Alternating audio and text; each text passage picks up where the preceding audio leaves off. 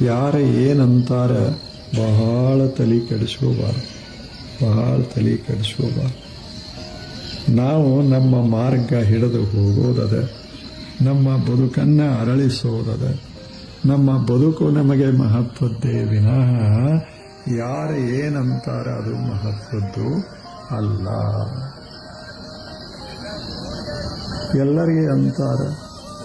ಬುದ್ಧನಿಗೆ ಅಂದರು, ನಿಂಗೆ ರಾಜ ಇದ್ದ, ಬುದ್ಧಿಲ್ಲ, ಹೊರಟಾದ, ಸನ್ಯಾಸಿ ಆಗಿದ್ದಾನೆ, ಭಿಕ್ಷಾ ಕೊಡಕತ್ತ, ದೈವ ಎಂತದು. ಮನ್ಯಾಗ ರಾಜವೈಭವ, ಪಾಪ ಭಿಕ್ಷಾ ಬೇಡ್ಕೋ ತಿರುಗಾಡ್ತಾನೆ ಅಂದರು. ಆದರೆ ಬುದ್ಧನ ಮುಖದ ಮೇಲೆ ಒಂದಿಷ್ಟು ಕಳಿ ಕೆಟ್ಟಿರಲಿಲ್ಲ. ಎಷ್ಟು ಜನ ಬಾಗಿಲಿಗೆ ಹೋದ್ರೆ ಎಷ್ಟು ಚಲೋ ಕಾಣತಿಯಲ್ಲೋ, ಭಿಕ್ಷಾ ಬೇಡ್ಕೋತಿ, ಯಾಕೆ ತಿರುಗಾಡ್ತಿ ಅಂದರು.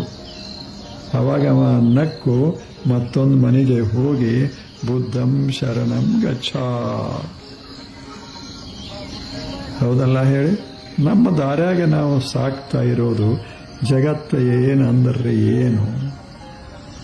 ಜಗತ್ತ ಒಪ್ಪಬಹುದು, ಜಗತ್ತ ಒಪ್ಪದೇ ಇರಬಹುದು. ಮನಸ್ಸು ಒಪ್ಪಿದ್ರೆ ಮುಗೀತು, ನಮ್ಮ ಬದುಕ ಅರಳಿದರೆ ಮುಗೀತು.